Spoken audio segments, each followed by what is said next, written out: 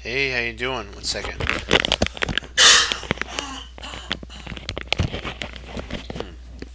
Excuse me.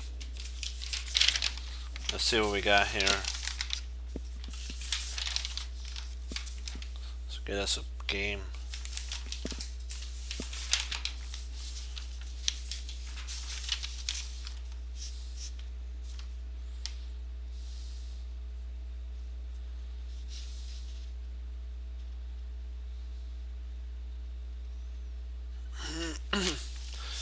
This is a 17 move game, so let's get on to it.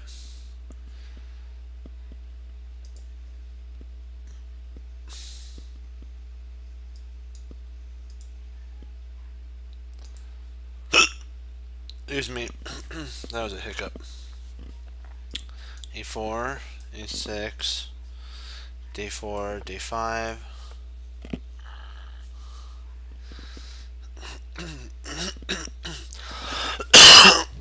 Excuse me. E5, C5. He played knight F3, which is actually a mistake. C3 is the proper play in here, and then this is the true advanced variation. So he played knight F3. One second, let me get a drink, and we'll get started. And now black's actually winning here.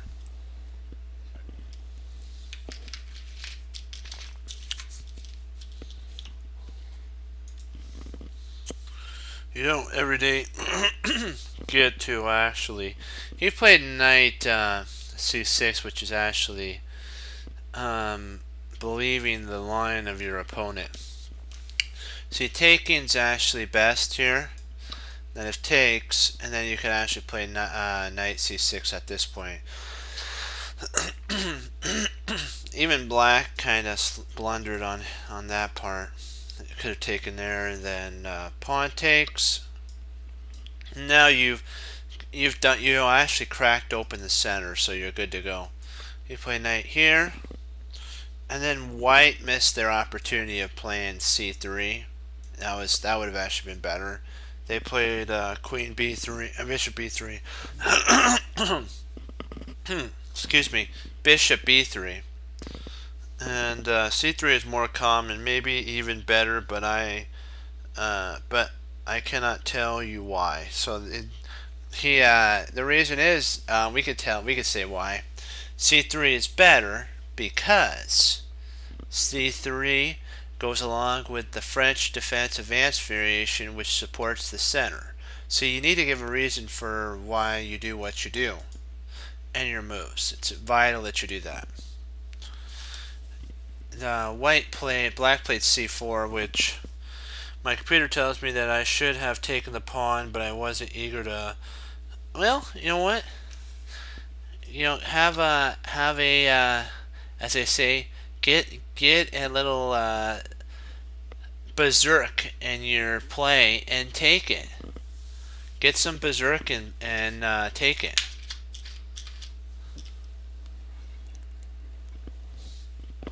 He didn't want to bring the pieces into the middle game, but the whole point is it's about checkmate.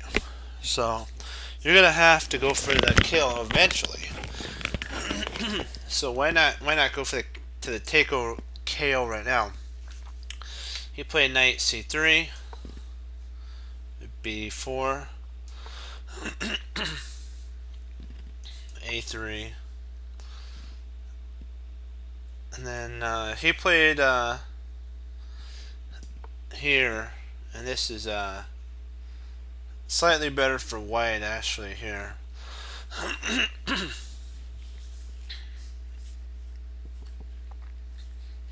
Yeah, and let me see here.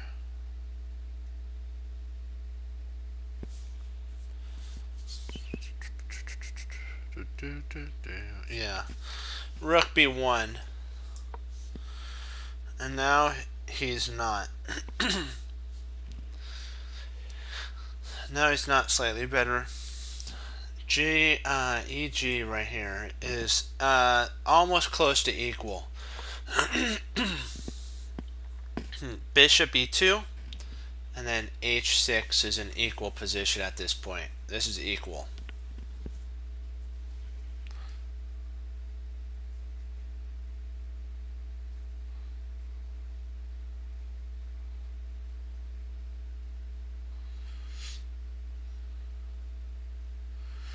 So white castled, bishop d2, rook e1, and bishop e b6. He took a piece of my off of the d pawn, so I added one. Okay, he took a piece off the d file, so I added one. That's amazing. It's kind of weird. Hey, how you doing?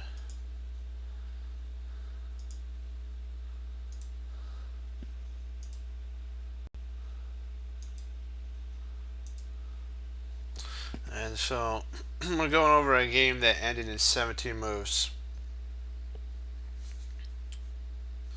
So knight f. What? Hold on, let me see. What did I?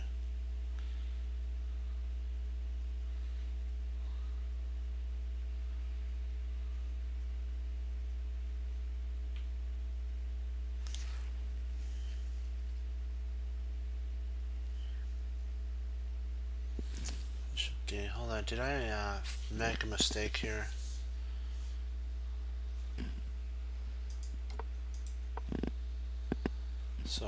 So he castled on move 10, bishop d. Oops, sorry, not this move here. This is wrong. It's knight e1, and so he took a piece off. He took a piece off of protecting the d pawn. Gotcha. And so then he moved it back.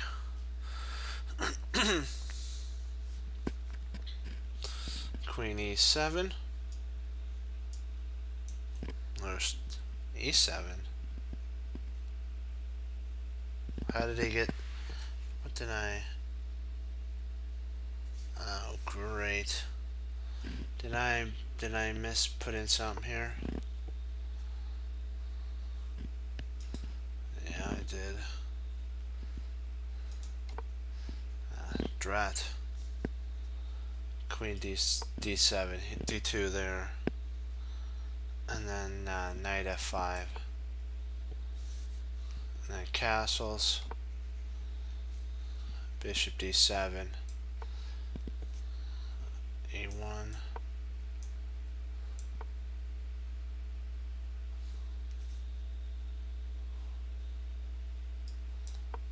there we go. Now we're back in it. Now he's going to castle queenside and then go for an attack.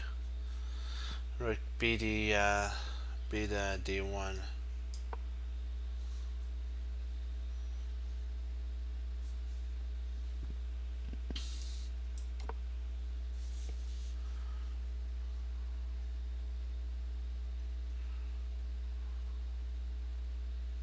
He says, I was thinking about all those white pieces to the king side of the pawn wall, and thought my king should avoid the area. Of course, that just moves my computer to say it's all but equal.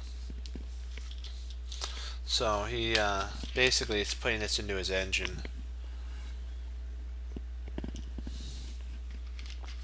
But see, you have to get an understanding why it's equal. Well, because think about it, like, he really doesn't have any attackers that are able at this moment to flow over. He's going to have to move his queen down, knight in, knight over, and then what he'll have to do is somehow play pawn f6, bishop there, and then bring the bishop out, and then bring potentially, I don't know what he's going to do with this, maybe have to put it back there. but it's like 10 to 12 moves to organize black's pieces.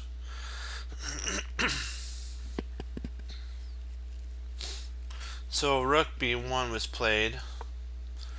With a shock, my computer actually liked this move. I had decided I was finally in the position to make that hole in the middle of the game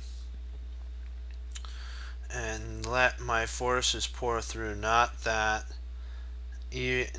ever works for me. Not that it ever works for me. That's what the gentleman said. So he played.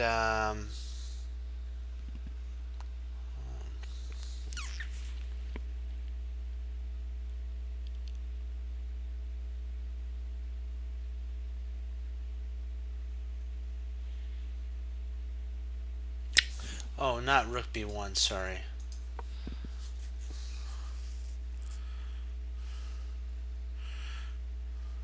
Oops. Rook. Oh yeah. Rook b1. Then f6. There we go. And then he played b4.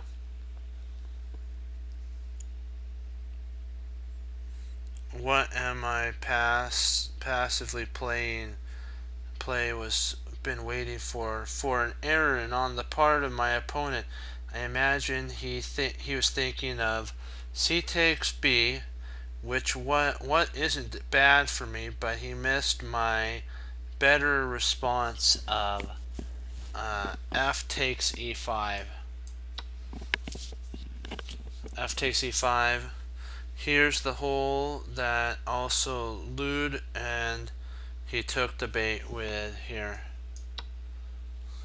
And then d4. And at this point, I really expected a lot on flying off the board and winding up with an advantage of minor pieces in exchange for a pawn or two. On the other hand, choosing to make the quick end, he chose to make.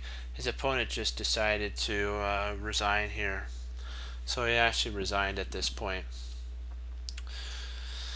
Let's do one more quick one. This was the white was an 873 and black was a 1500 straight up. Now white here is a 1070 and black is a 1554.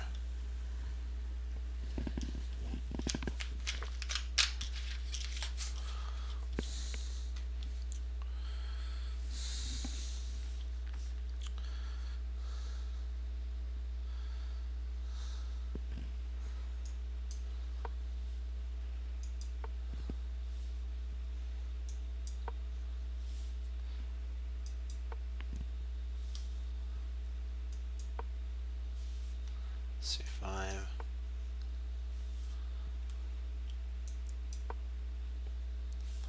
Sweet tasty. Oops. Knight tasty. Knight c6 and e3. Knight f6.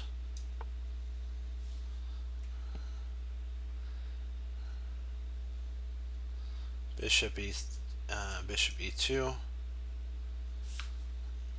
Black castle, the white castled, and then a6 by black. Bishop f3.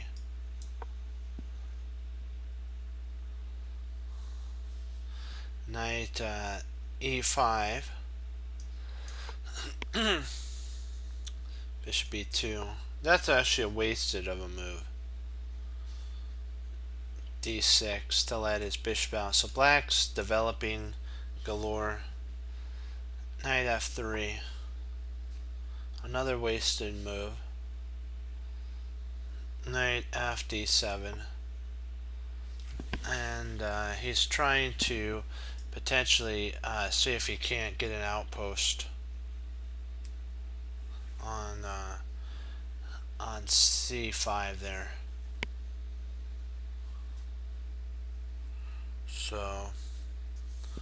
So where are we? 11. Knight takes e5. Bishop takes e5. f4. Bishop takes. B takes. And now he's got a permanent outpost. Bishop f3. But white, for the doubling of the pawns, white actually has a, excuse me, white has two bishops, so yeah, you give a little, get a lot, right? Bishop f5, queen d4, rook c8. He played rook d1. I'm wondering if potentially if potentially e4 wasn't actually a really strong move here. And then he has to, if he retreats here, then you have f5. And that's actually really crushing. If pawn takes, bishop takes, then plunk, you actually pick up material here. Really powerful material. Rook d1 was way too passive. Way too passive. Rook d1. Bishop f2, f7. Bishop a3.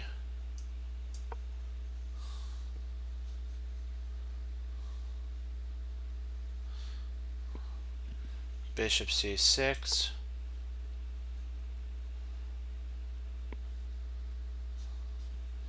Bishop takes c5. D takes c5. And then queen to e5 here. Queen c7.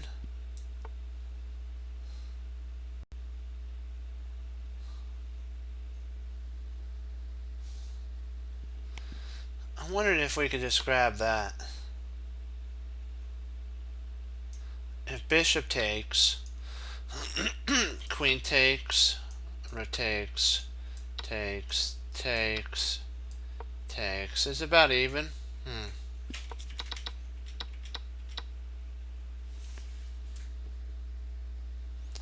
Bishop takes c6, queen takes c6.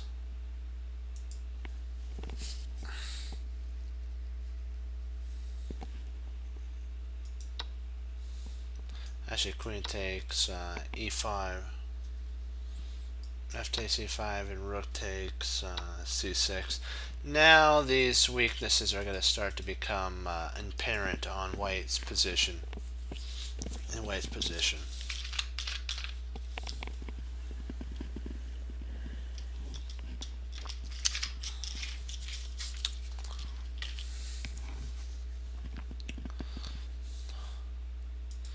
Let's promote to the main line.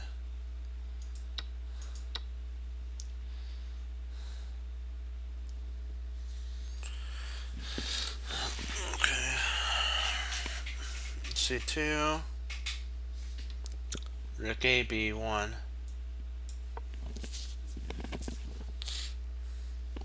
B6.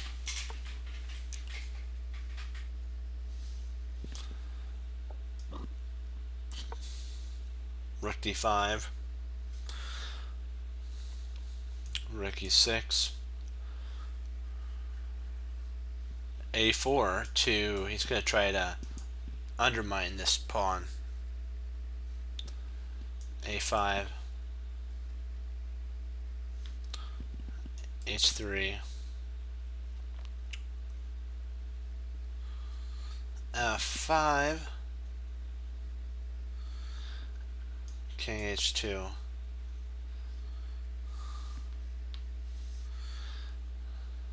F4.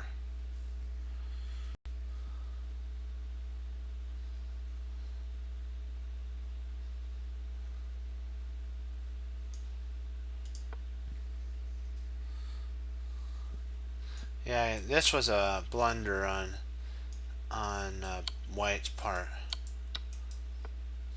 Well, White should have does play here. Yes, he's got to play there. Okay. Then what you do is you can actually at this point play here. If he plays here, you play there, and it's about an equal position at this.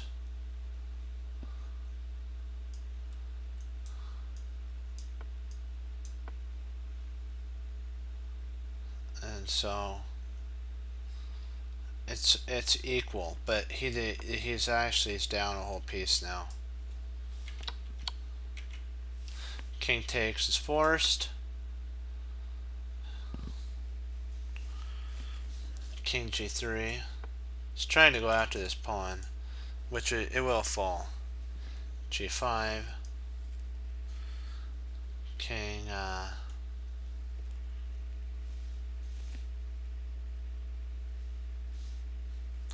King f3. H5. You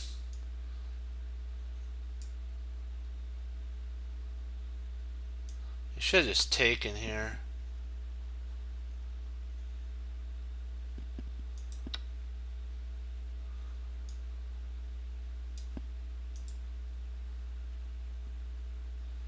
Yeah, the only way, yeah, G4, I believe is,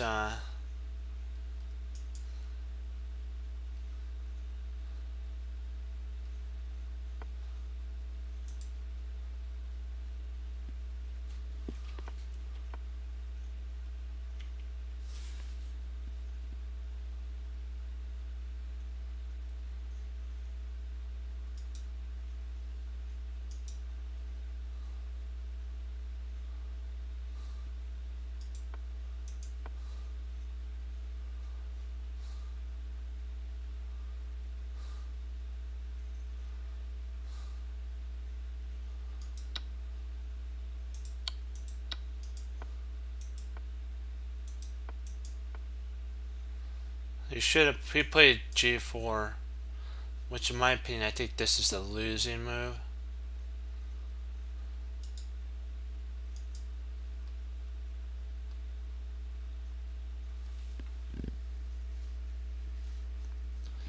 H takes G, pawn takes G, E2, King takes, and then King F7.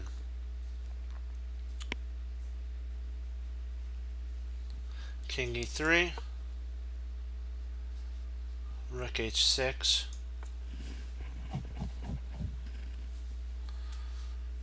King E4,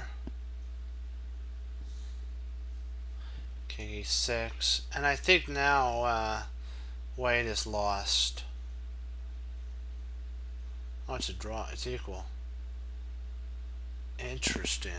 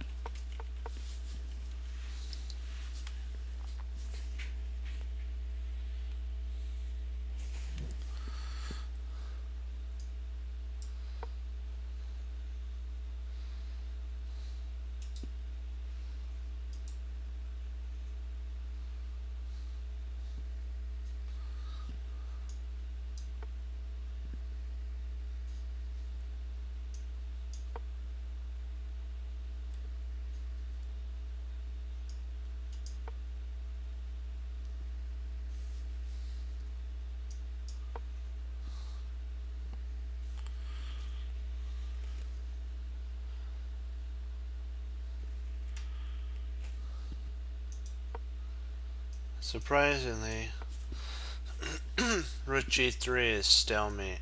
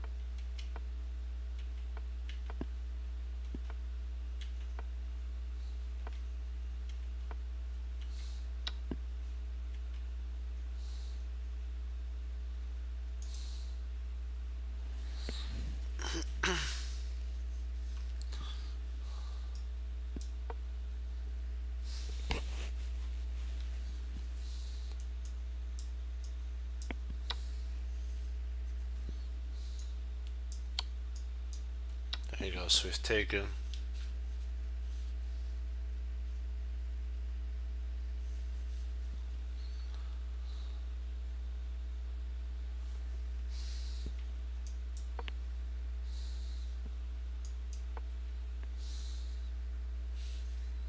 Rook g7.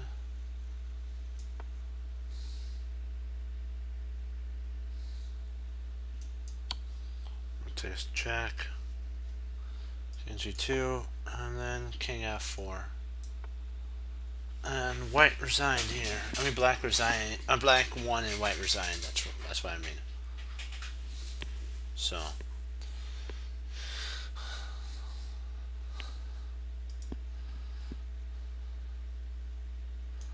Alright, so let's get some puzzles ready. Let's do some puzzles.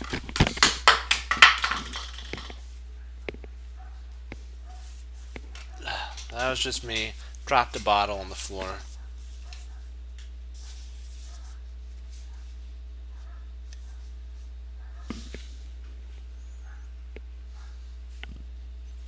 Sorry about that. That was my fault there.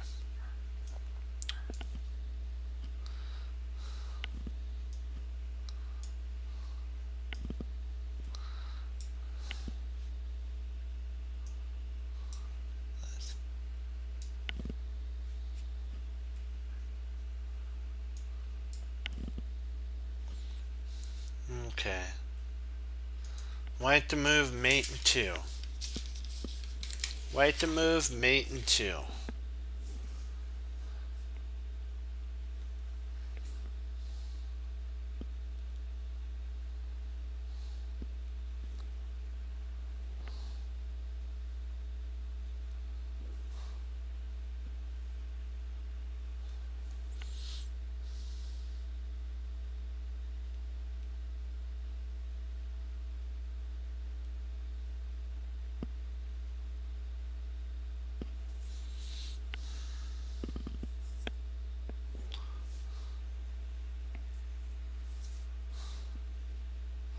White to move, mate in 2.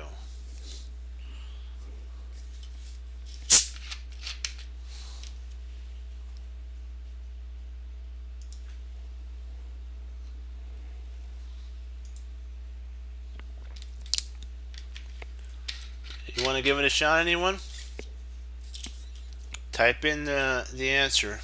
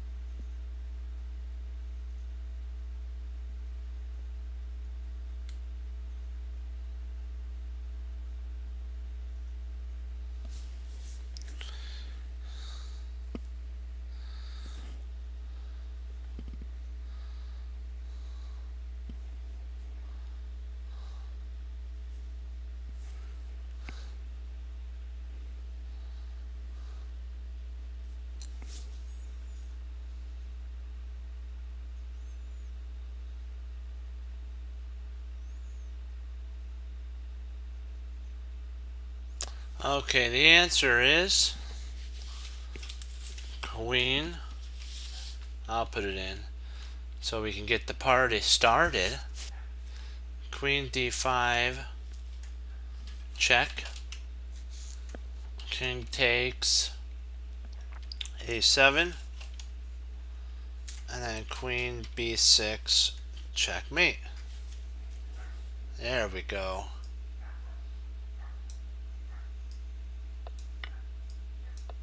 There's the first one.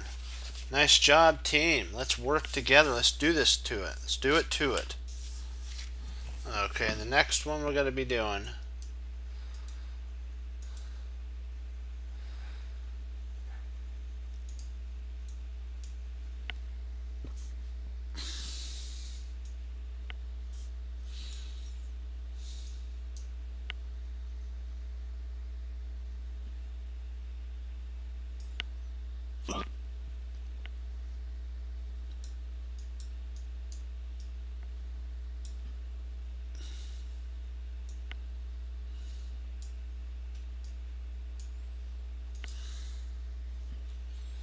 Okay. White to move, mate in 2. White to move, mate in 2.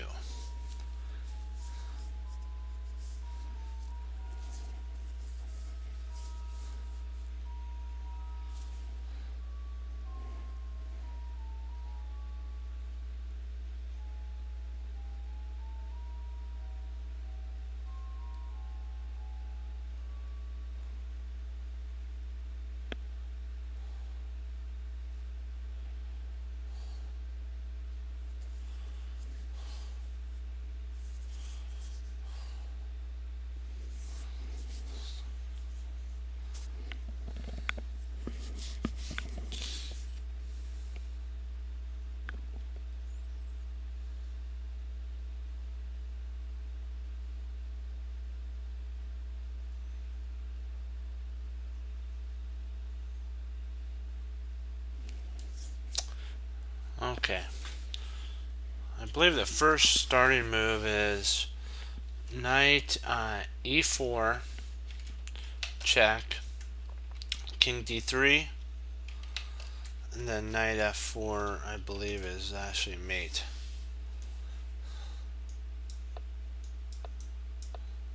Yep. Great job, team. We're doing it. We're kicking it up a notch.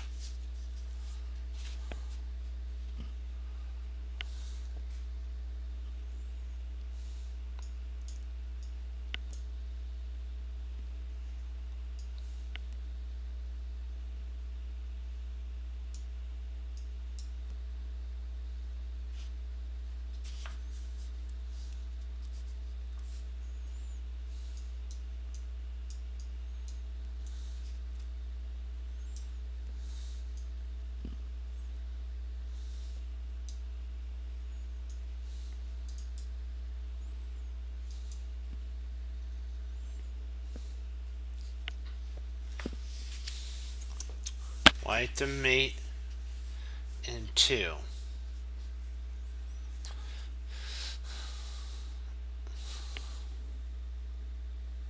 I'll give you 2 minutes to see if you can solve it really quick. It's an interesting puzzle. I gotta say, some of those players, you gotta always ask yourself, and I'll talk to you while you're thinking. You have to ask yourself this question when you move a move. Why did you move that move? And what's my idea behind it? Simon Williams has a really good one. He says, if you were to take that piece off the board and then move it around, where would you want to put it? Where would be the spot you'd want to put it?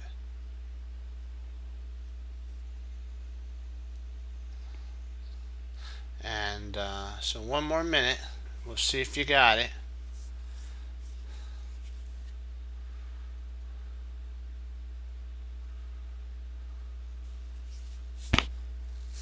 Put it in if you got it.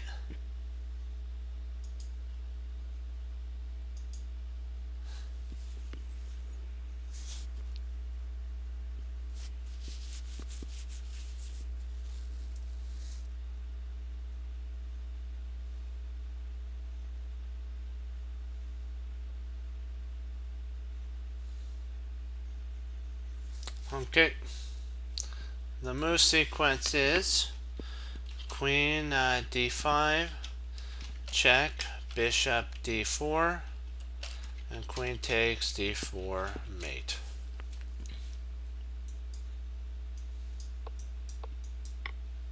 There we go.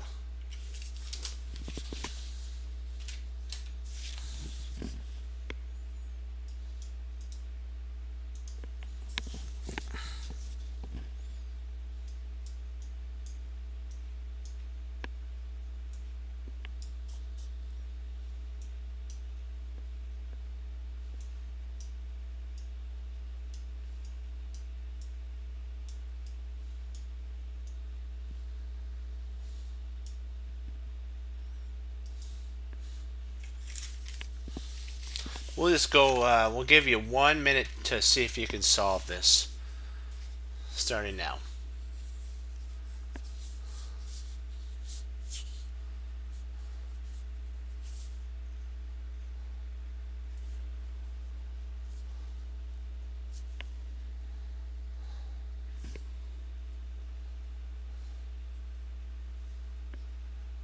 We'll see if you can solve it.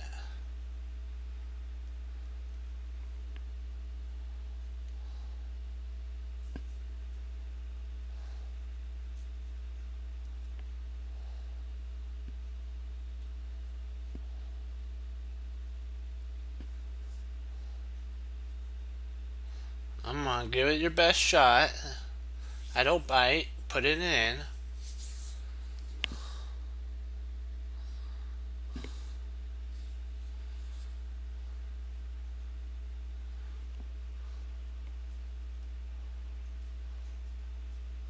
Alright. The move sequence is g5 check, king h5, and then rook takes h7 mate.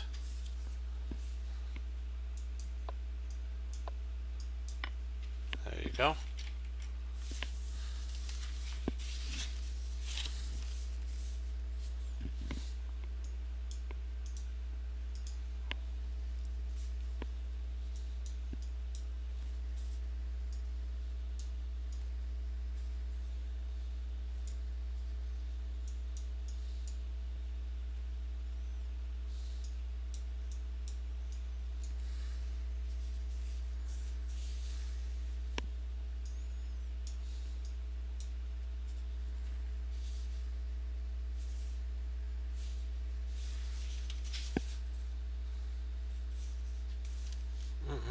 Oops, almost forgot one. Yikes, that would not have been good.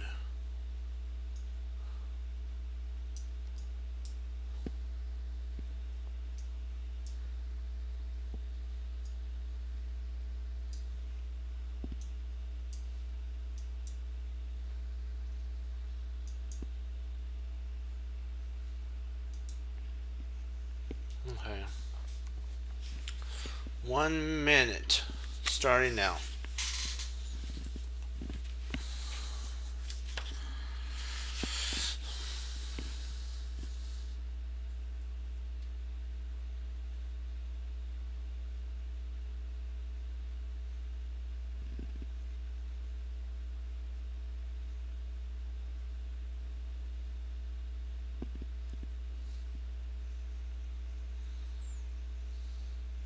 There we go. Okay. Let's take a look. King, let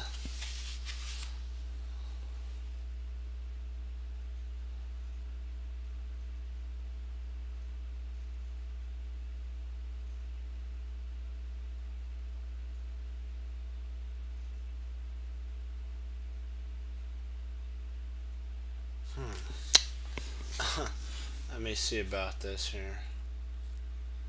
Make sure that I have this right. Yep, that's right.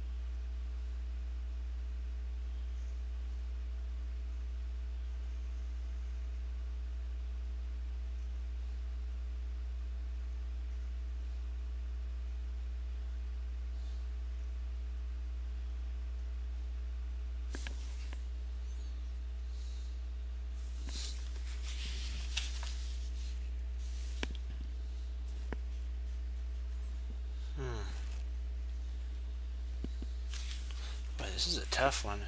Hey, how you doing?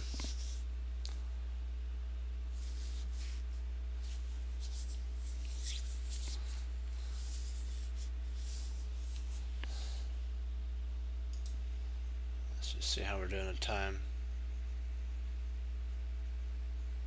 Oh, perfect, okay.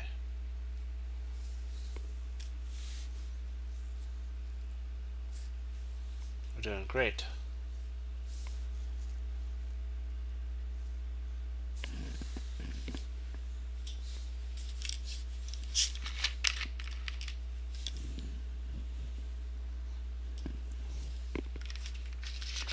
I thought about that, but he's got king h7 at that point.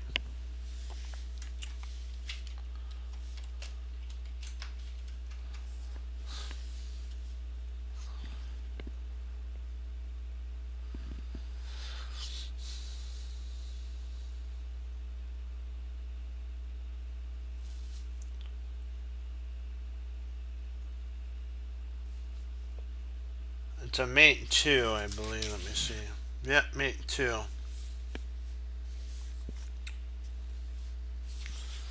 So there has to be a mate in 2 for white here.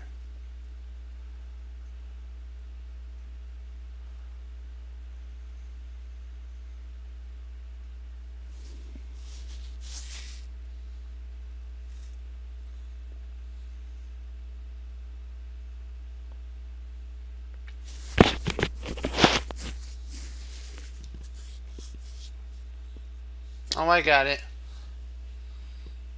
I got it. Do you see it? Do you see it?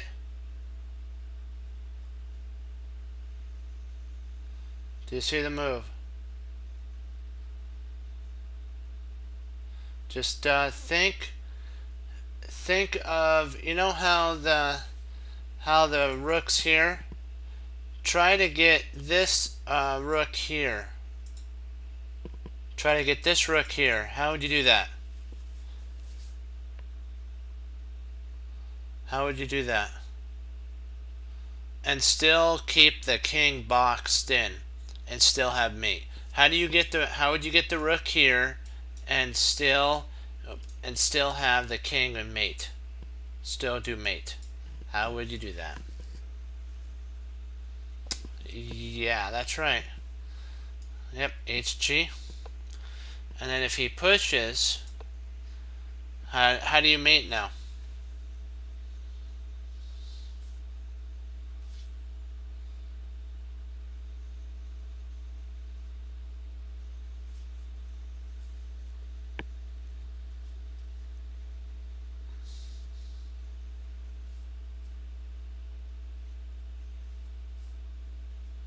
Yep, rook h8. Rook h5, sorry.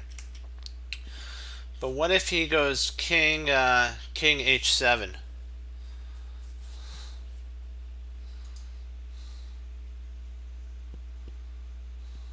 Hold on, I just gotta check one thing out.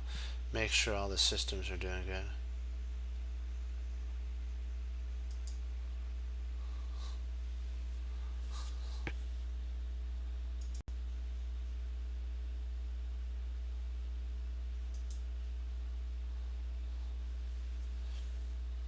Yep, that's right. Great job. So, you know what I found, Erie, is that sometimes the most straightforward moves elude a chess player. So, there's a reason there's a mate too. We just have to, sometimes you have to shuffle the pieces this way and then shuffle it that way and you get mate. I think that's what the Father Pogar is trying to teach the chess players who bought his book, is that you know what, there's many different ways. Sometimes you have to maneuver stuff around a little bit. Oops, I have to come over here and then and get it to the right spot then. Okay, white to move and mate.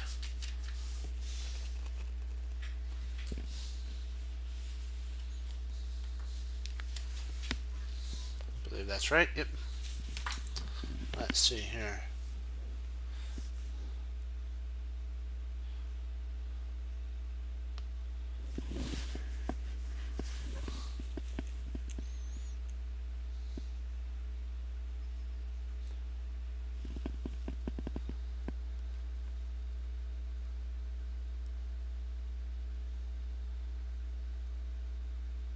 Is right on. That's right. It's different when you do it OTB over the board.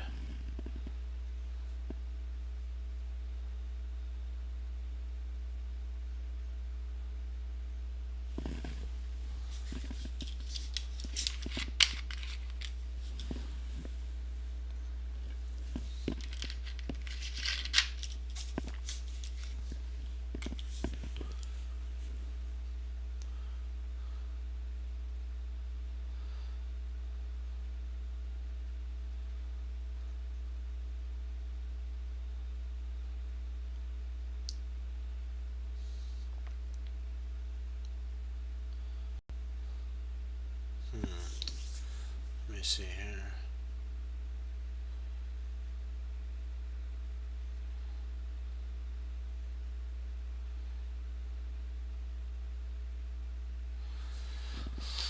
I'm trying to figure out where to move my bishop.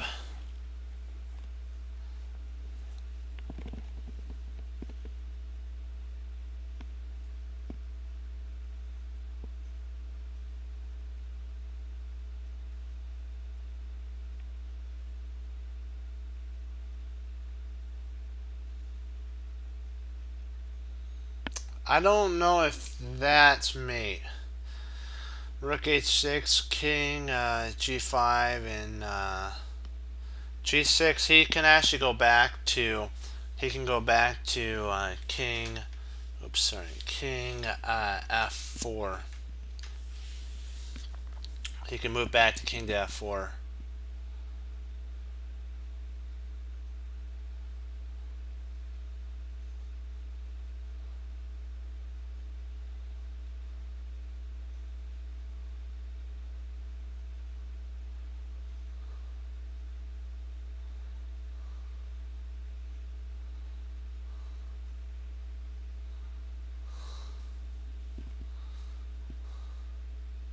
That was a good try. I'm trying to see if I can't make. Oh, I got it. I think I got it now. You're right. Rook h6 is the first move. Rook h6 is right. King g5. And then.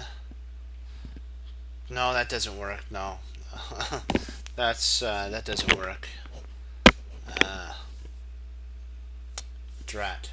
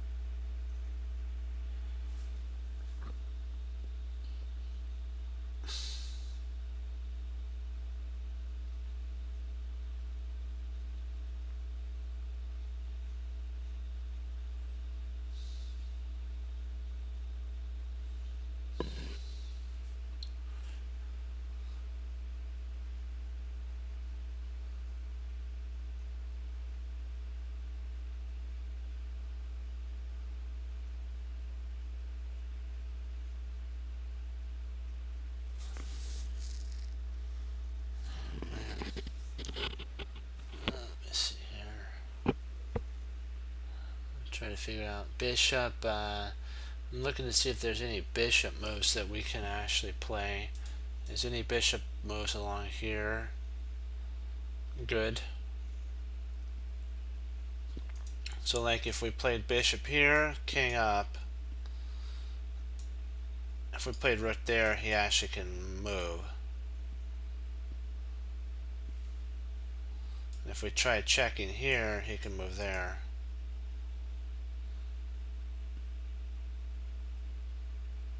Ooh, yeah, that's actually a good one.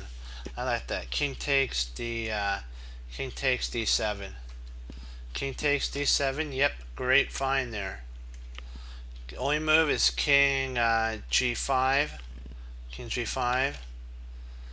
And then now you have queen to h6 mate. Great find. That's right on. Oh, I think you're right. He surrenders this, doesn't he? Ooh. Yeah, that surrenders this, doesn't it? Oh boy, that's not good. Okay, so we can't do that. That's wrong. That's if he blunders and comes up here. So we can't do that one.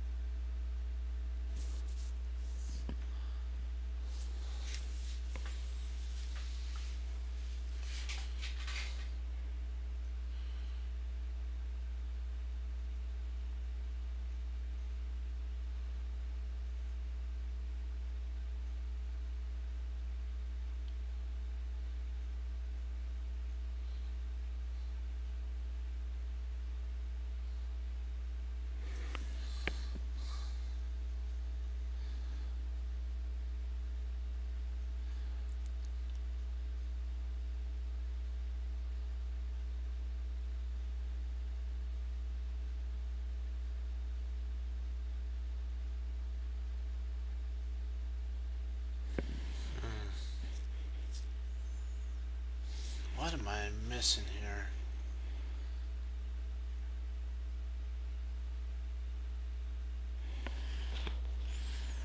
I need a hint, so let's just see what the engine has.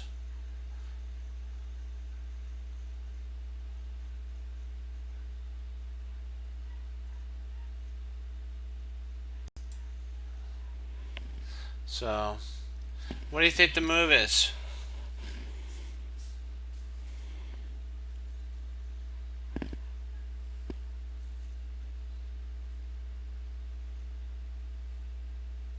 Well, the engine did a little hint. Bishop d7's the start. Bishop d7. What is that? Check. King goes to g5. And then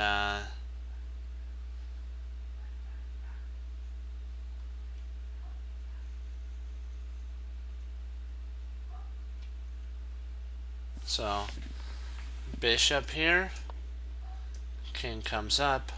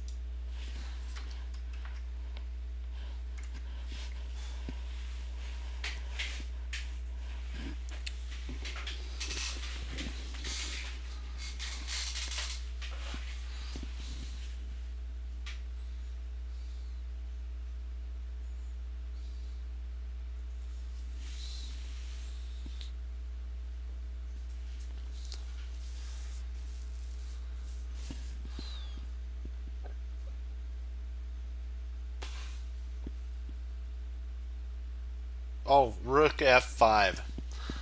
Huh.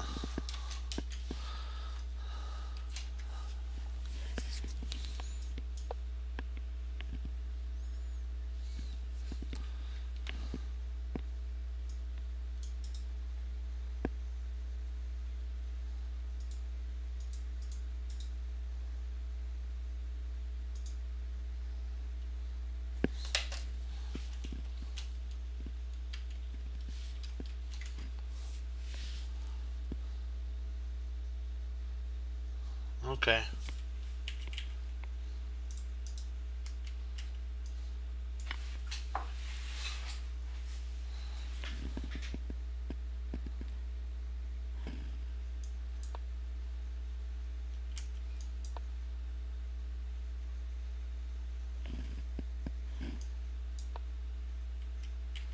Yeah, but he's gonna actually go. Yeah, he'll actually go. Yeah, King E4. Okay. Hey, you know what? Worth a shot. Great work. That was a tough one. We gotta shake it off and move on to the next one, and keep improving.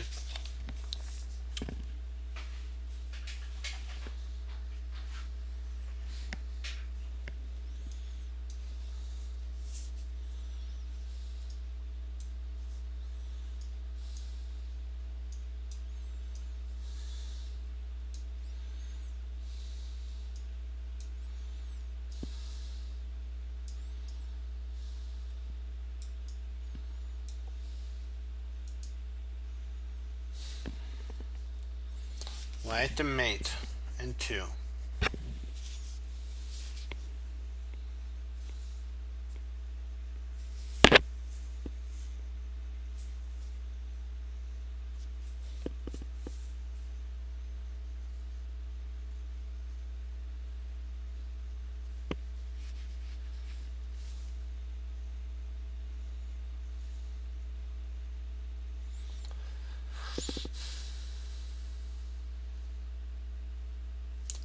There's 2 mates here,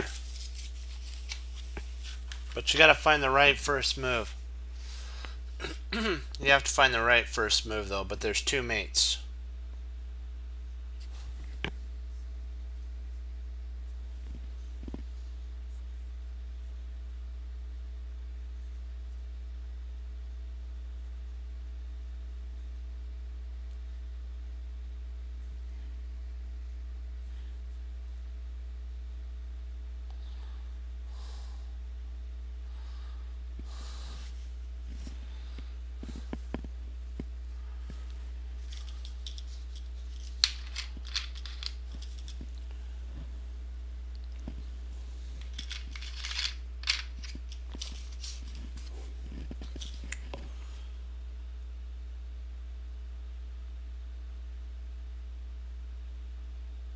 Oh, hey, how you doing, Lord's Courage?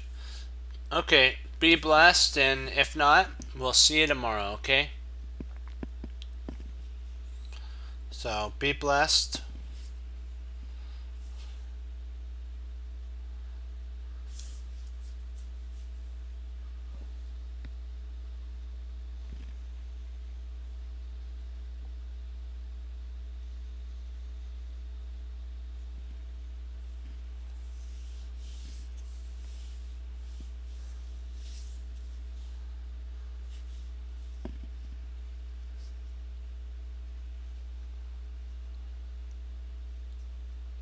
So, have, hey, yeah, knight c6, okay. Knight c6. Actually, there's 3, yeah, there's 2 moves, that's right. a5. No, there's 3 mates, sorry. And that's mate. Do you see the other 2 mates? After this move, do you see the other 2 mates?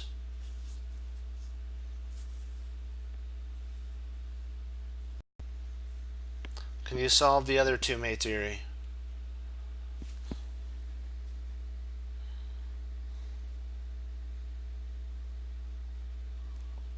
Come on, give it your best shot. They're there. Don't worry. Just try your best. I'll give you 1 more minute. Okay, we could do this. I know you could do this. Just give it your best shot. Try.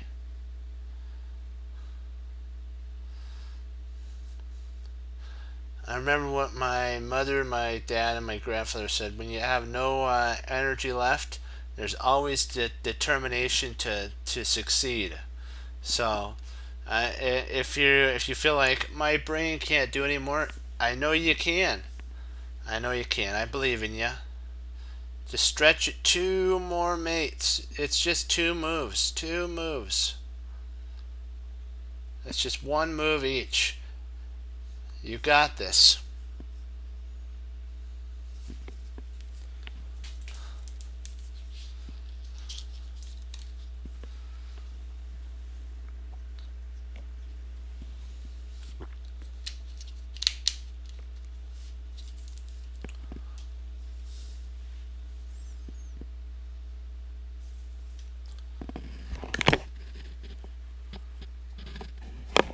I believe in you.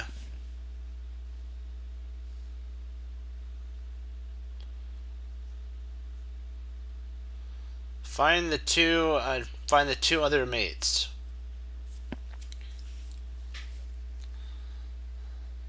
Yes, King D. That's the first. Yep. Or one other mate. Sorry, one other mate. I apologize. It's not 2 mates, just 1.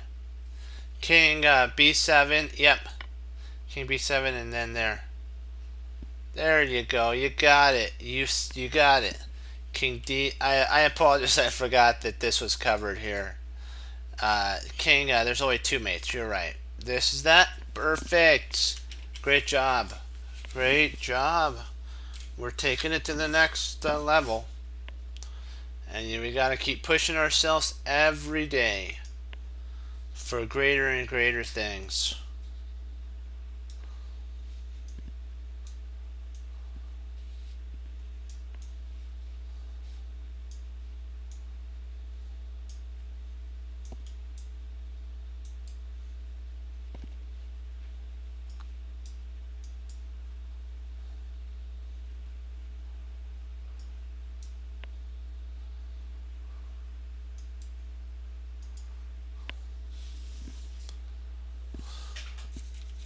Great job.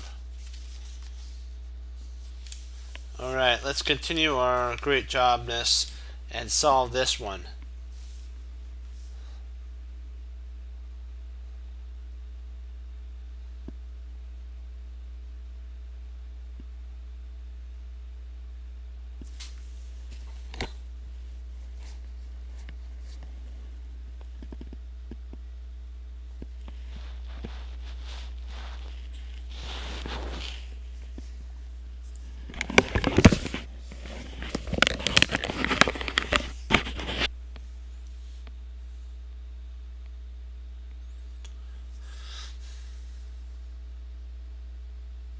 This one might be a little difficult to solve, but I know you can solve it.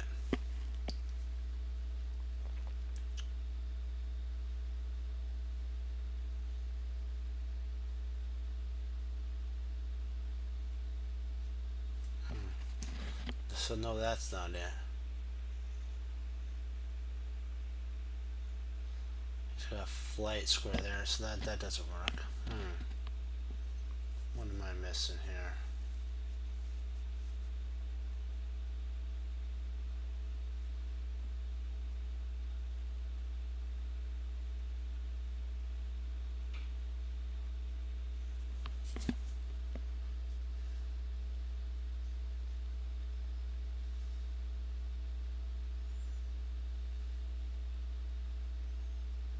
I think that's right. Let me see. Yep.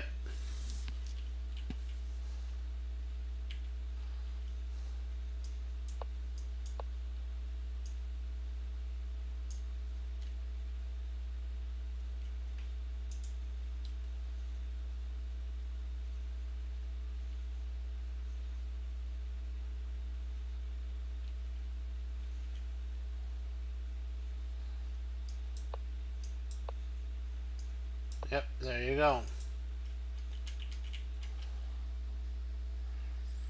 Great job there. Nice job, team.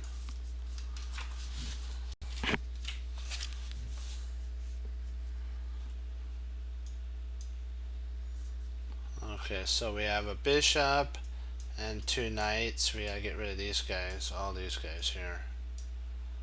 Do do do do.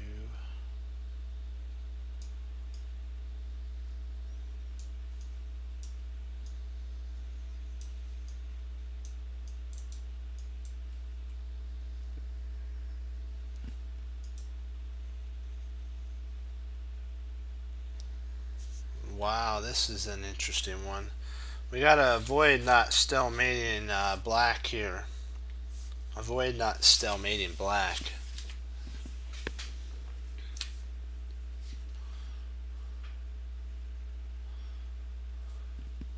This should be a straightforward one. You should be able to spot this like boom.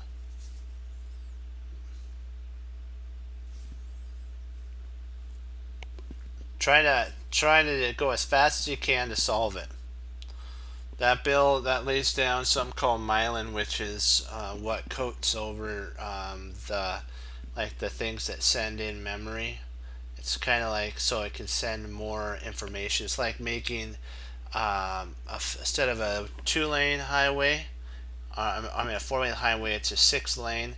Then it'll go from a 6 to a 8 to a 10 to a 12-lane highway. And then what'll happen eventually is it'll get so many lanes that it'll have to make another one. So then you'll start tons more. Yep, there it be there. Oh well. You got the first move. You got the first move. The first two moves. What else could it be? You got this right. You got knight c8 and king a8 right. What is the next one? You got those two right. Yep, there you go. Great job. Nice work. And there's your mate. Hip hip hooray. Happy day.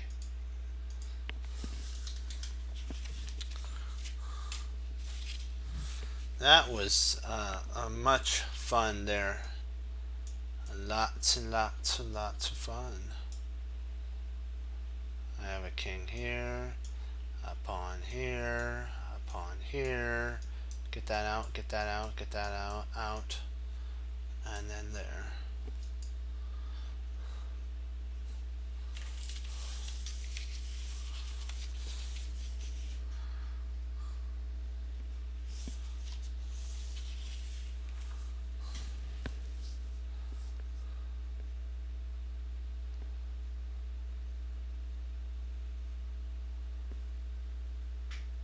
You got this. You got this. Just think mate 2. This is all yours. And like what we were saying, that after it gets to like a 12-lane highway, and it'll actually grow another highway for you, which will make the retrieval of your information on your mind even more efficient. And so, yeah, there it be, there it be. Nice job. Nice work. That was well played. Well played.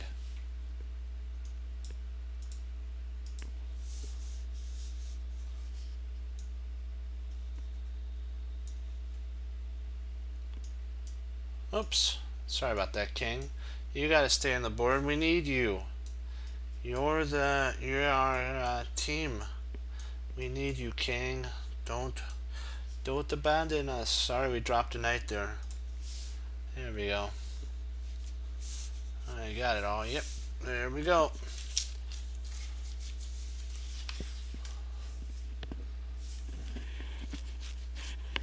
I'll be right back. I'll leave this puzzle for you to work on. We'll work on a couple more when I get back. Just 1 second.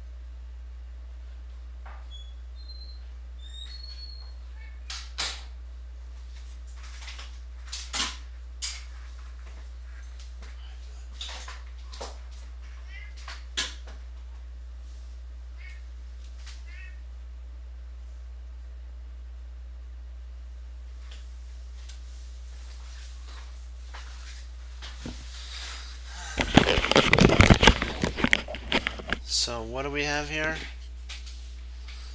Queen f3. Queen f3.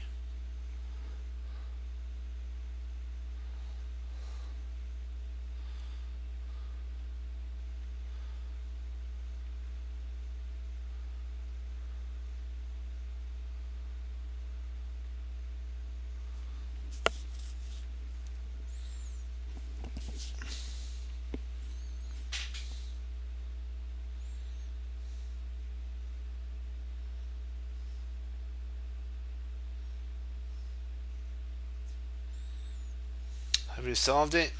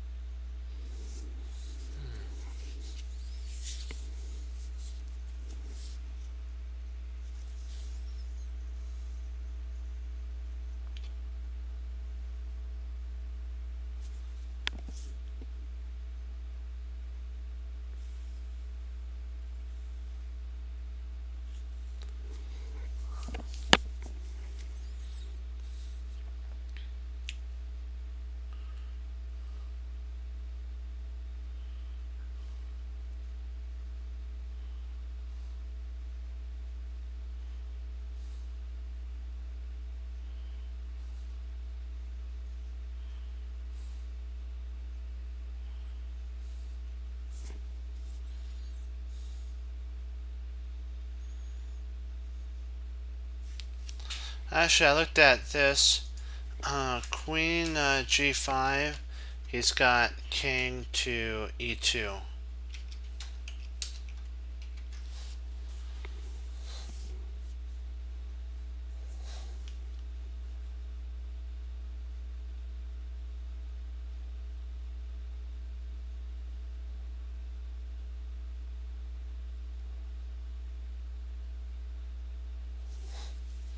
And then he'll go to king to f1.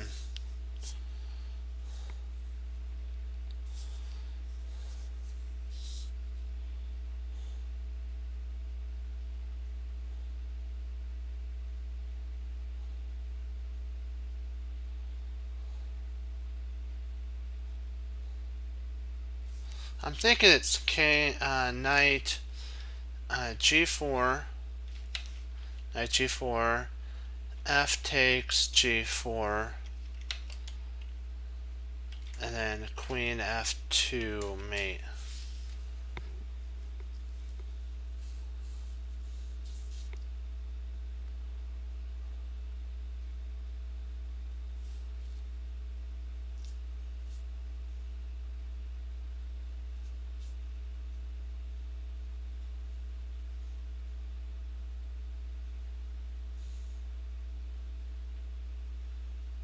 Maybe I'm missing something.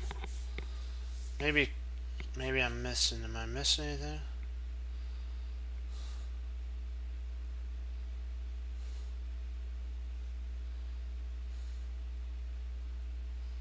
I think that's it. What do you think? Is that the right answer, Yuri? What was put in there?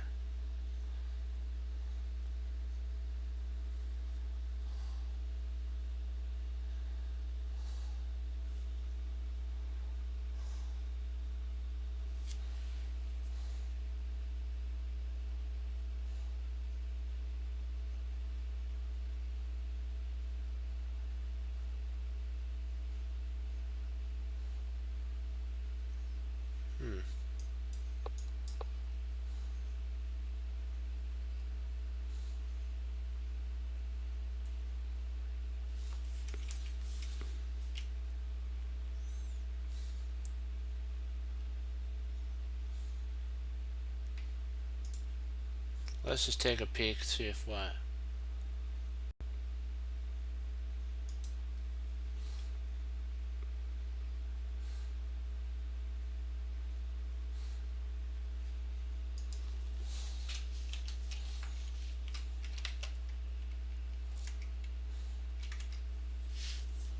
The engine said Queen H1.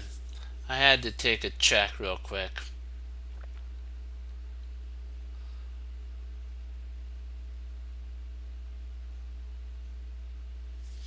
So Queen H1 check. If King G3, then Queen H3 mate. Queen H3 mate.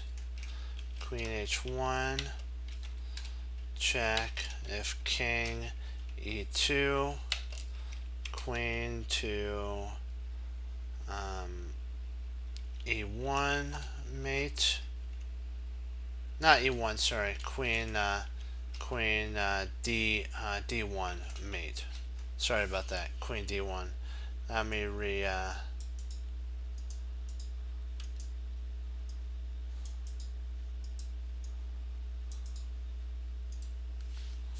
that's the mate. So here, if here, then this is mate. If here, that's mate.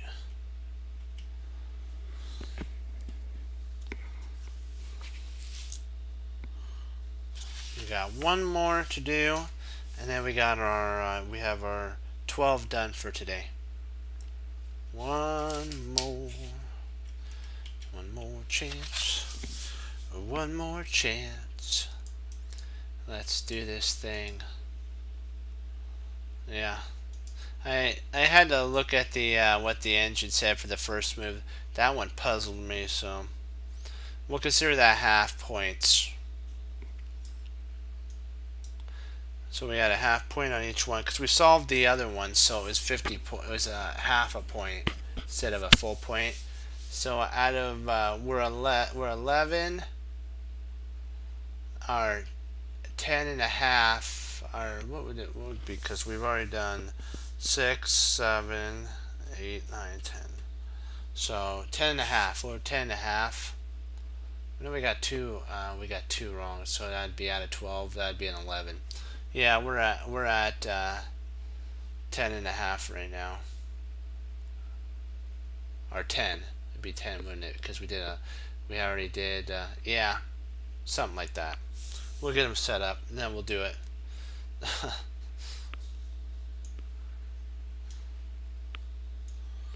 There we go. What in the world? Come on. 3 away? Are you serious? There we go. There. Up we go. Oh, no, there we go. Now we gotta get a knight. And we're almost ready to fight. We just need a knight, and we're almost ready to fight. Alright, now we need a king. Okay, got it. Oh, boy. That was close. Let's do this. Let's get this one right, because we're half points on 2. So let's end on 11. Alright. It'll be 10 and a half, wouldn't it? Maybe. I don't know.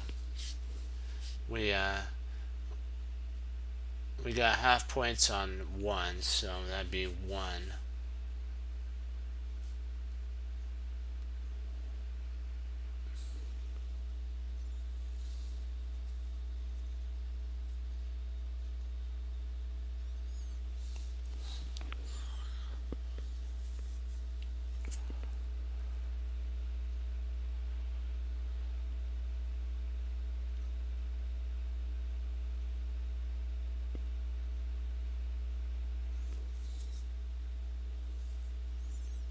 But you know what? We don't do half points because, you know what, as long as you're learning, you're improving. So I do it as a whole 100%. Because this is the, as in Lord of the Rings, they call this the middle ground. This is the middle ground, and our Middle Earth. So we're in the middle ground of our chess learning.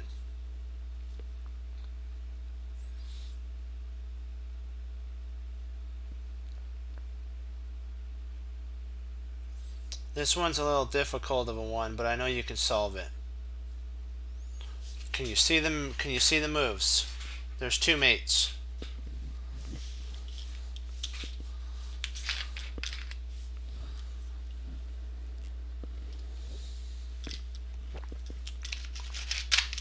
I'm gonna mark in the book where we are.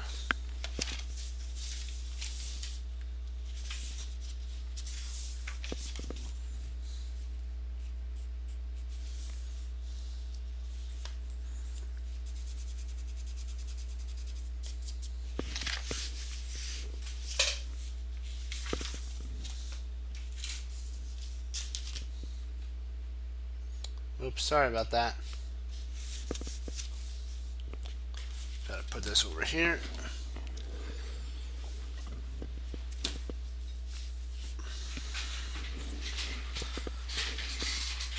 So, what do you think the move is? Nope, there's one mate. There's one mate. There's one that, I mean, there's two mates, but it's this move. It's a check, but you gotta see it. It's so cool. Uh,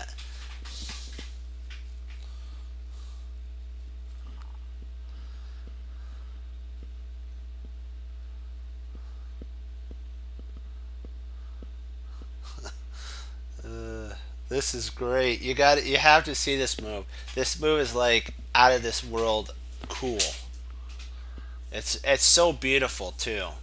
This one move that you have to play, it's beautiful. And it allows you to mate the king in two different ways with this with it's a mate, but it's differently with one in different spots for each one. Oh man, we got this. I'll give you a second to think about it. So we're into this one here. Okay.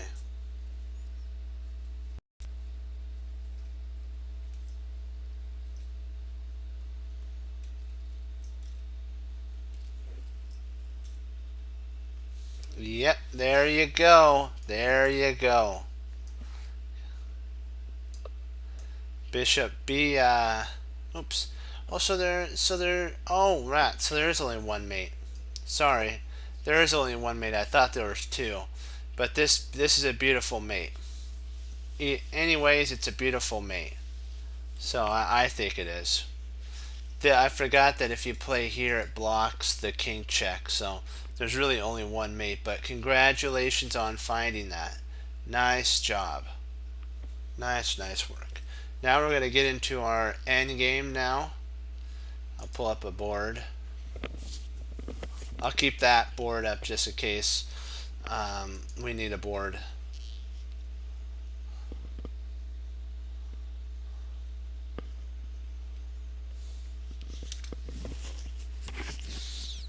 Alrighty, Roo.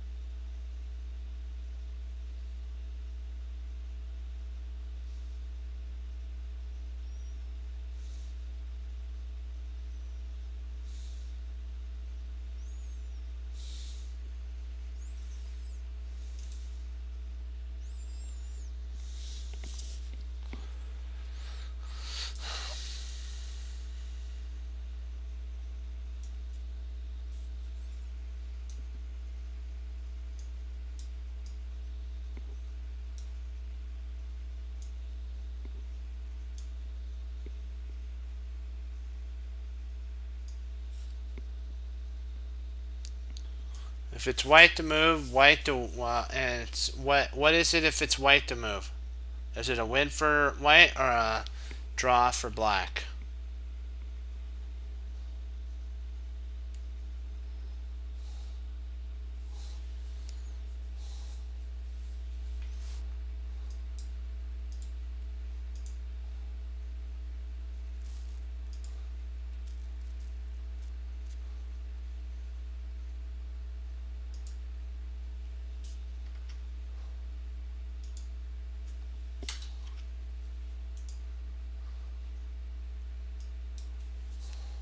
What do you think, Erie? Win for white, or a draw for white? If it's white to move.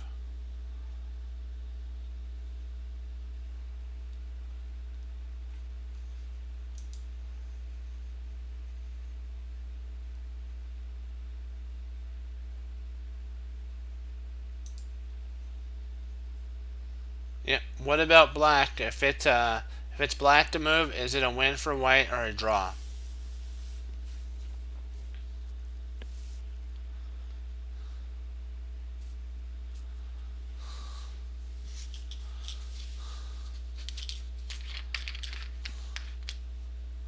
Yep, you're right.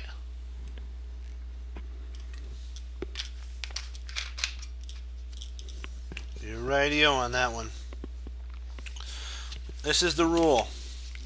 In kind of situations where the defender must give up his pawn, but can keep the opposition, is always drawn, unless white's pawn is on the 5th rank.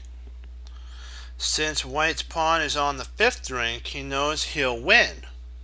And if he can pick up black's pawn, black only hopes to keep the white king from infiltrating to these squares here. Boom, boom, boom.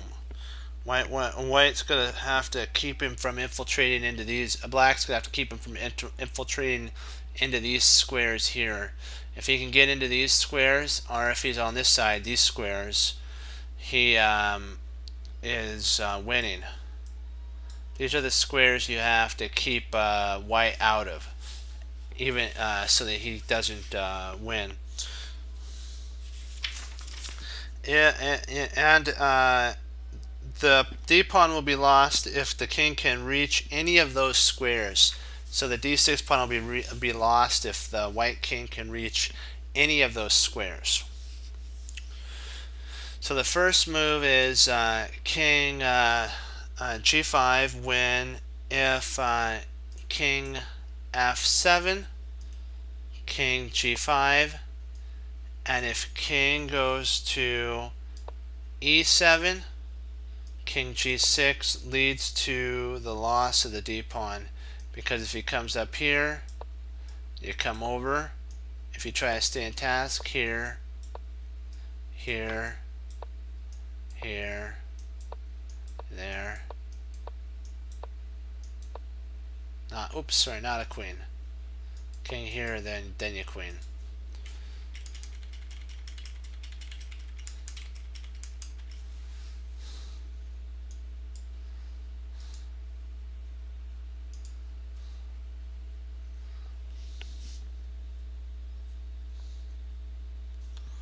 Before allowing a position of this nature to occur, make sure the opposite opponent can't get his king into this position here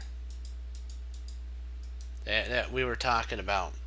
Make sure that he can't do that, so that he can't capture. Otherwise, what'll happen is what we just have seen. We just shown. Okay. Here's another one that we're going to be working on right here.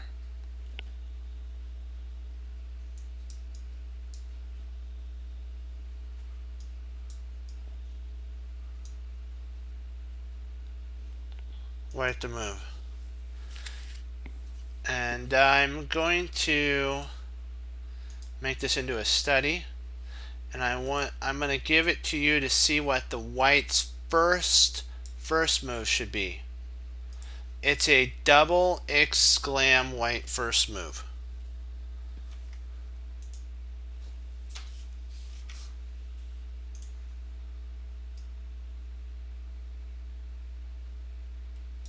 It's a double exclam, white's first move, and it's the only way that white can draw. It's the only way that white can draw. Remember the boxes? Remember this? Think that.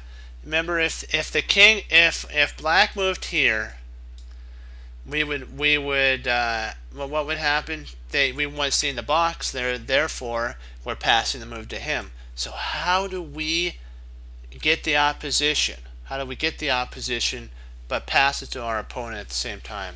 What move does white play? It's a double exclam move. But I'm going to give it to you, my friends, to think about for about a minute or so.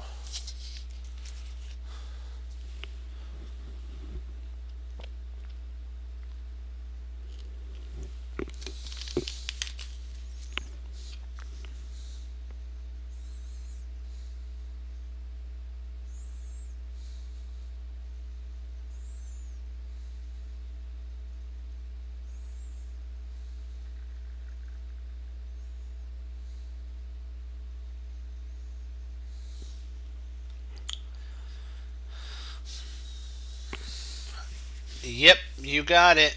That's the double exclam. Congratulations on seeing that. Congratulations. That's a double exclam. He says, virtually this seems very odd. However, it makes perfect sense that when we look at it in the cold light of reason, moving to f7 or f8 allows the king to move to f6, and the king gets to do what he wants to do. Rather, if we, and he's actually saying that this move here is actually a double question mark, so this is actually the losing move. Surprisingly, you found the best move. Congratulations on that. That was really hard to find. f6, king e8, e5, king e7, king d4, king e6, king c3,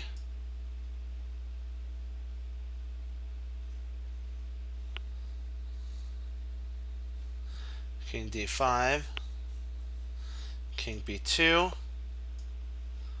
king c4, king takes,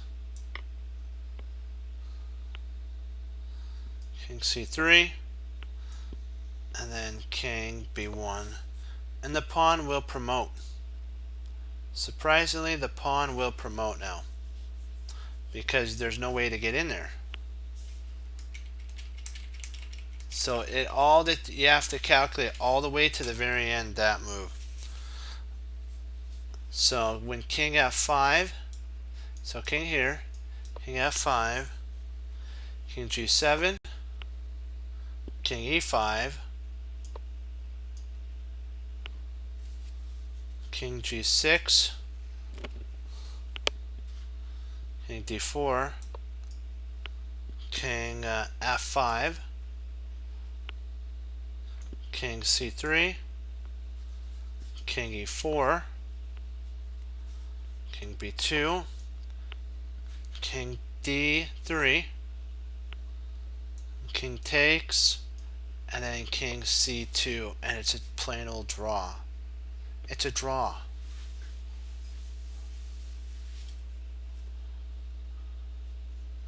And that is an amazing feat right there. That's an amazing feat right there. Wow. It's all based on because of when he gets here, you don't have enough time to otherwise what would happen is if you played here, see, you actually get the diagonal that you want. See the diagonal? Now you're on you're in the square, as they like to call it. If there was a square down here, There'd be 4 squares. See? And you pass the move for him to move. Nice job. Now we're into rook. Let me see how much time do we got left. I want to see if I have enough time to do this. Yep, we got enough time. Okay. The practical study of rook endgames. So now we're getting into rook endgames. A practical study of king and pawn endgames is infinite, truly complex and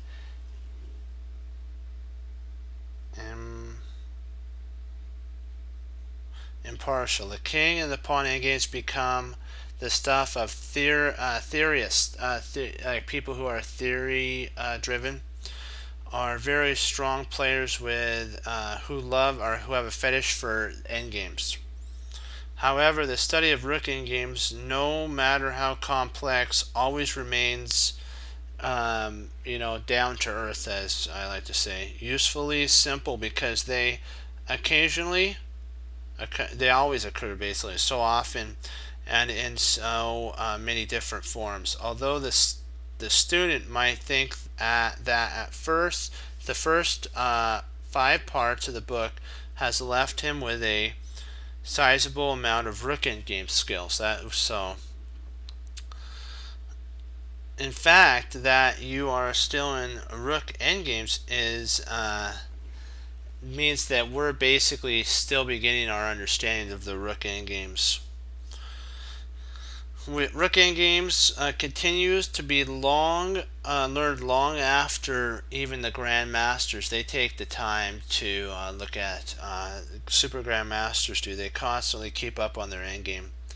The material that we're going to be looking at in part 6 will leave you with a very solid basis of rook endgame understanding and the complete level of knowledge, and you'll be able to far out basically stretch your opponent in your chess play by that type of an endgame.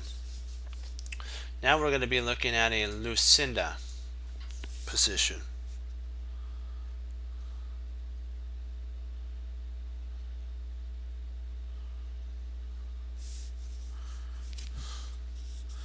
The Lucinda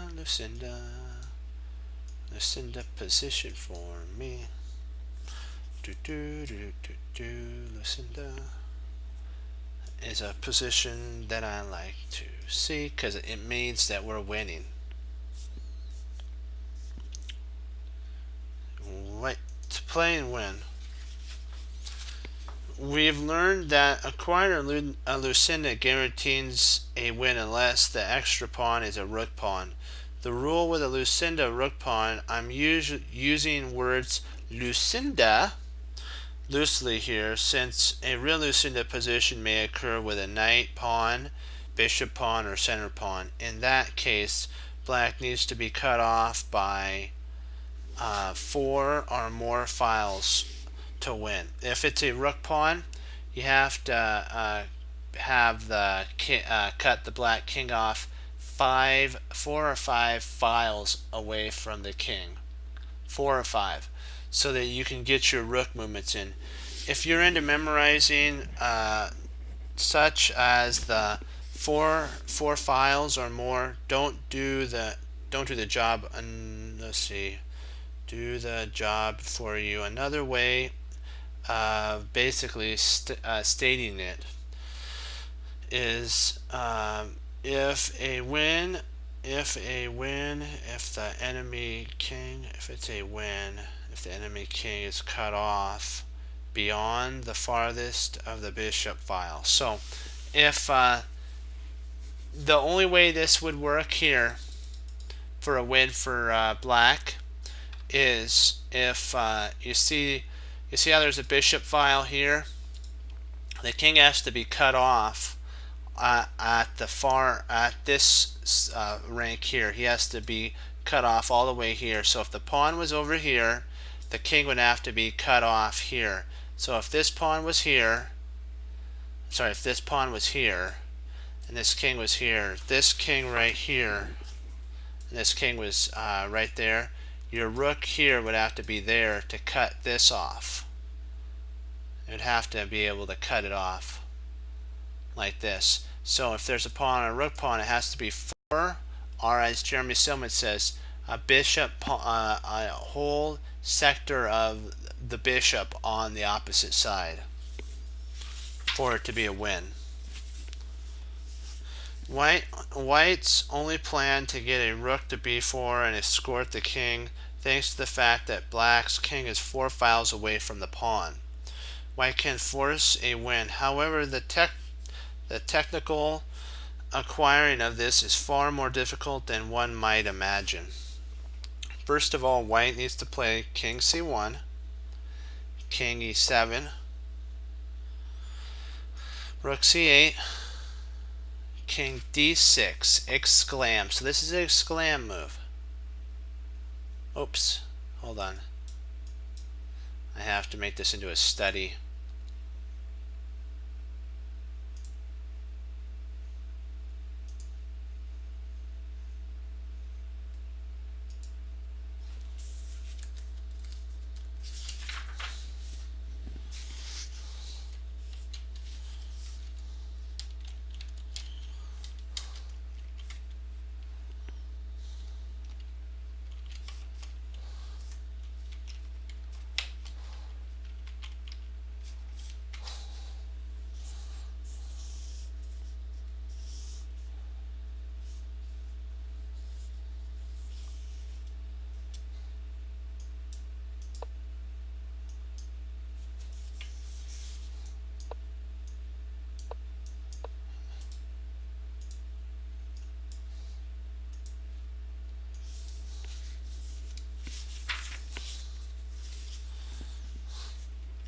If he had played king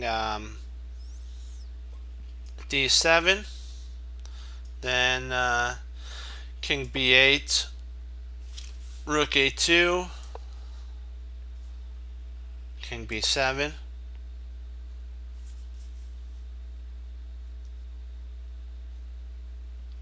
rook b2 check, king a6, rook a2, king b6, rook b2, king c5, or c5, sorry, delete, king c5, and the king walks towards the rook and soon forces the queening of it, basically.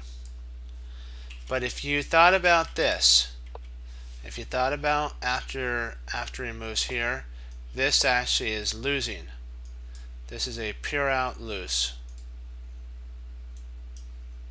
It's actually a losing move, because then the king can come in here and there's no way for you to get out. It's a draw at this point.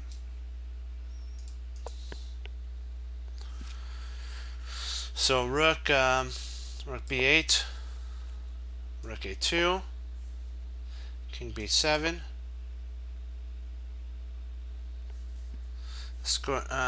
yeah, escaping from the pits. That leads so rook, what he's saying is on this move here, if rook b2, king h2, king g8 actually leads to surprisingly checkmate. So you can't do that.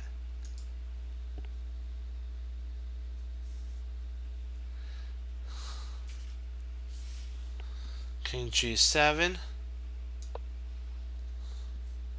rook b2, rook b7, king h2, and the position will repeat, and it's a dead draw.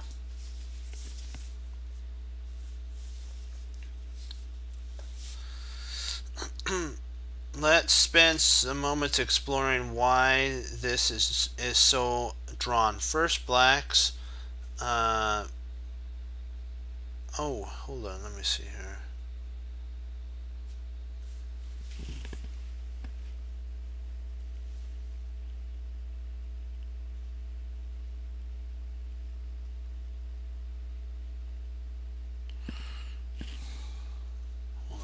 make sure I got this right. Hold on.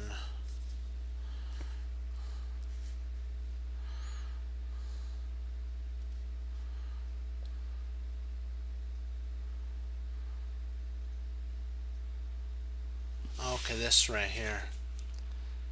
This is what he's talking about right here.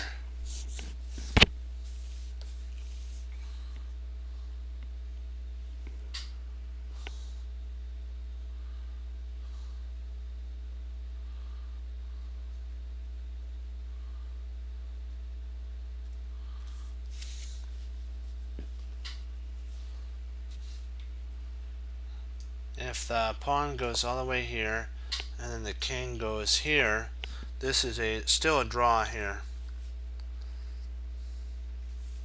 Because even if this king not there, sorry, king d7, king b, no choice, rook d, we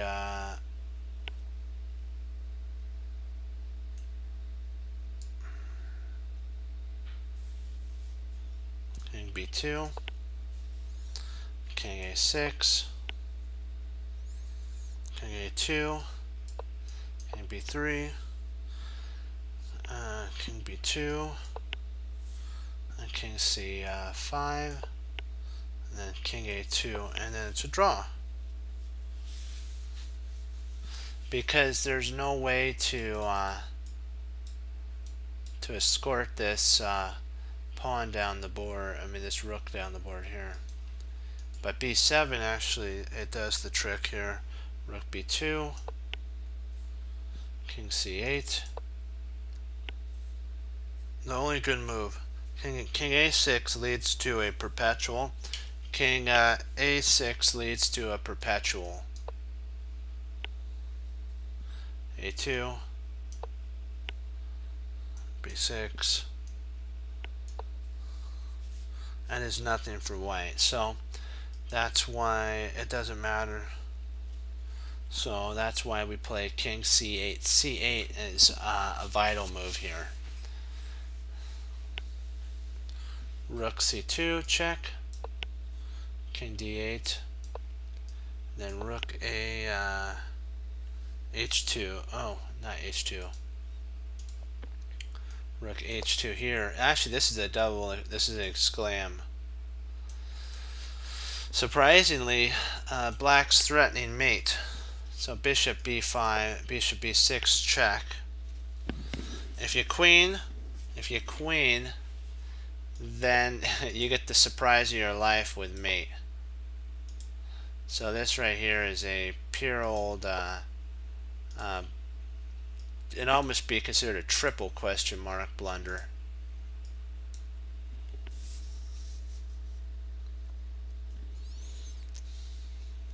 King c5.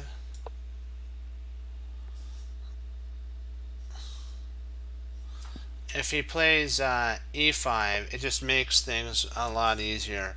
Rook a6, and now we get in behind and there's no way to stop. Rook h8, king c7, rook a8, king b6, etc. And when he goes there, we queen and we get into a rook and king versus king, and we checkmate. So c5, and then the brilliant king to f6. Nice move. That actually, if the key is here, if he takes, which he's kind of forced, you actually turn it into a queen with check, so he doesn't have time to check you and win. The a6 here actually loses to rook check, king e6, you check, king f8, rook h7 check, king g, and then there's your followed by that, which is the we'll play eventually b5, and then in the loss of the pawn. It'll be a draw, plain old draw. I can imagine some of you looking in horror on, thinking, I'm not sure if I know how to win a queen and rook. To make matters worse, a glance in our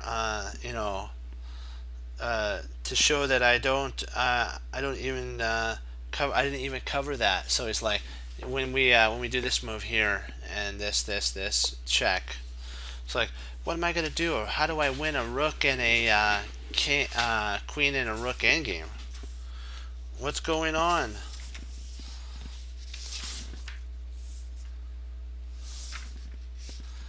Calm down. You don't need to understand the ins and out of a queen and rook endgame. So he says, don't worry about it. Theory, which I feel is too rare and too hard for this book, basically. So we kind of, if we want to do that, we have to learn it on our own, which is okay. You know what? To build a house, you have to sometimes dig the ground yourself. To easily win this position, you see queen versus rook. The only difference, if the rook is fairly close to the king, or at least on the same side of the board, saving it from a win fork by the queen. In our present position, the rook and king are far away from each other, and a similar series of checks will pick up the rook. Watch and see how he does it. It's really beautiful. If king b5, queen b8 picks up the rook. So then the king will just move, and then we just grab the rook. So not to worry. White wants to swing his king over to the king side, placing the queen in between the king and the rook. Then just about any combination of checks will lead to the rook's demise. So king d4, queen to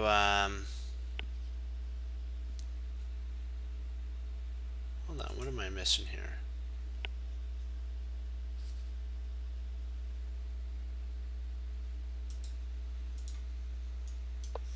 King d4.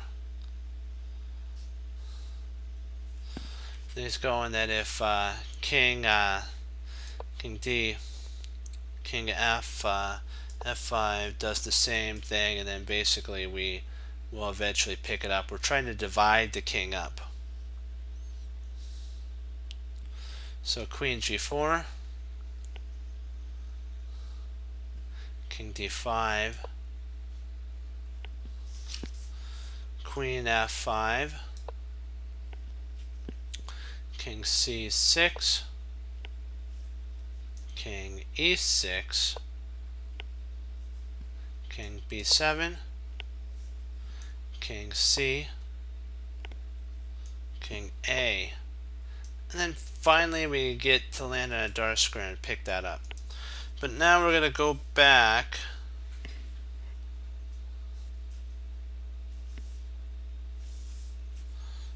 I think we're good. And then we'll probably stop right here after this one. We're going to talk. If you possess the Lucinda rook, the king in front of the pawn, the enemy rook trapping it there, you can only win if the enemy king is trapped 4 or more files off on the beyond the far bishop file. So it has to be far. As demonstrated in our last example, it's a draw if the defending king is 3 files or closer from the pawn.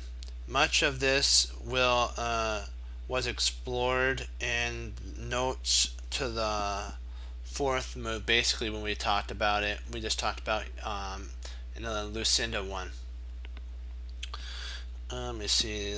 Let's start from scratch just to run the point home for us. So let me see what's the thing.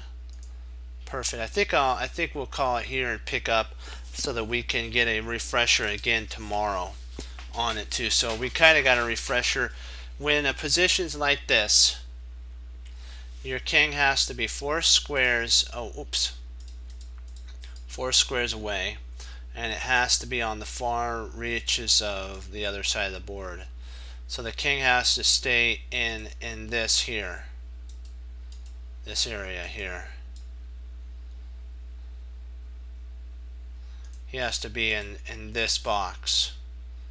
He can't leave this box here. This is the only way that he can win. If the king is here or the rook is here to draw, the king has to be here. Do you have any questions?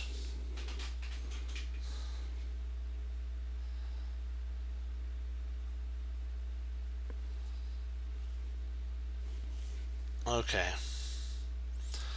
Thank you for logging on and spending time and participating. And if you like what you see, click follow. Remember that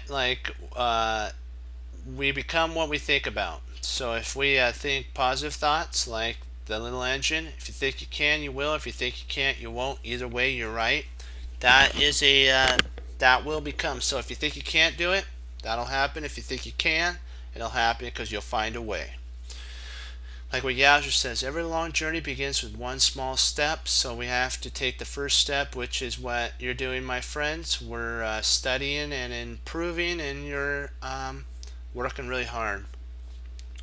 Like what Brucey says, he didn't fear the person who did 10,000 individual kicks. He feared the person who did one kick 10,000 times. And we have to remember, treasure your victories, but learn from your losses, and remember that mistakes do not define you. It's how you handle the mistake that defines you. And we have to also remember that Brucey also said, knowing is not enough, you must apply. Willing is not enough, you must do. And there are no limits. There are plateaus, and you must not stay there. You must go beyond the plateau that you're at. And let me see. Do we have anything else that we were gonna say? Oh yeah, give up, get up. So I want to make sure I got everything there, and well, you know what? I like this phrase. I hope I'm saying it right. Hard work beats talent any day of the week.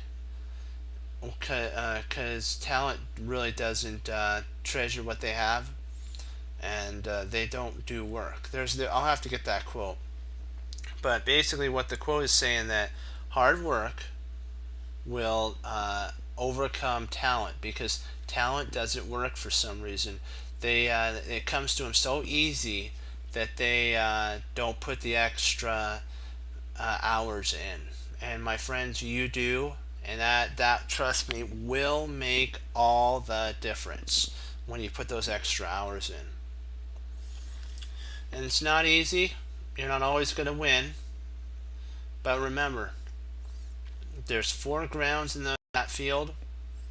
There's the wayward that you like, the one we just talked about. The person has a talent, but they cast it off to the side. And you know what? Somebody's going to come and pick it up. Then it's those that have a talent that do a little bit of work, but when trials and tribulation happens, they fade away and they're to no avail. Then there's the ground. That's the biggest one I've found in all the chess problems. The one is the weedy ground. It's when you know you're supposed to do what you're supposed to put some time in with study. You don't do it. You do other things. Even though you know deep down inside that you should be doing maybe 10, 15, 20 minutes a day, you spend it elsewhere. Then you feel bad that you did that. So put in your 10 minutes or 20 minutes, or join us on our journey in improving. But always remember, keep your fields weeded. And when you do, there's that field, the fertile ground that grows tons and tons of plants, because that person has kept their garden weeded, their ground weeded of all bad things that would stop them from becoming what they want to be. But we always have our Tiggerism a little bit. I like to call it that, but it's a chest cruncherism. When you're studying and most of your friends are doing other stuff or family, and they come over and ask you, what are you doing? You can say, I'm a chest cruncher. What's a chest cruncher? A chest cruncher hangs up their coat, hangs up their hat, sits down and studies when most won't. A chest cruncher does. And that makes all the difference. And as Wesley So says to the Lord Jesus, and as I say, God bless, and I'll see you next time on Chest Cruncher TV. Have a blessed morning, afternoon, evening, and Lord willing, I'll be back on tomorrow, and we'll push forward and start improving and getting into more of Lucinda and Rook pawns and a Rook Lucinda pawn, and we're going to go over that. That's going to be fun. And congratulations, good work on solving those puzzles. They're getting tougher, but we could do it. 2 thumbs up, go Team Chest Cruncher, hoorah, be blessed, and I'll see you tomorrow.